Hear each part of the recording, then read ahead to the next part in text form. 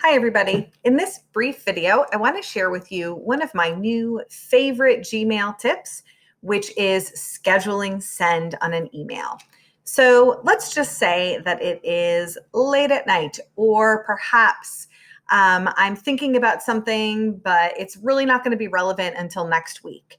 I can still write my email, get everything ready to go, but instead of hitting send today on something that's not relevant right this minute today, or maybe perhaps not a matter that needs to be emailed about at this moment, perhaps I want it to go at another time, I can just simply schedule send. This is a great capability and especially important in these times when a lot of us are working from home and trying to find that work-life balance. So let's just say that I am writing Lisa an email and I want to tell her,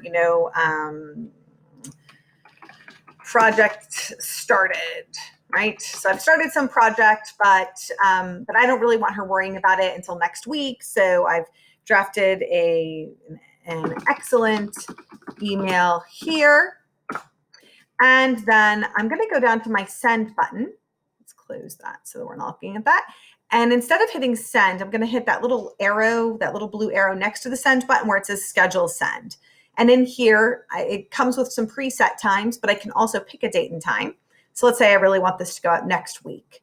And 1:24 p.m., you know what? That sounds perfect. So I'm going to hit schedule send. Now you'll notice that it appears here in this tab of scheduled emails. And I can actually go in here at any time. I can click into it. I can make an edit to the email. I can choose to change the time that it's going to go. I could cancel sending it. So it's a really great way to, if you're getting a lot of work done, but you don't want to bombard someone with emails on a Saturday morning, but that happens to be the great time for you to get caught up. Anything along those lines, use that schedule send feature. It's pretty fantastic.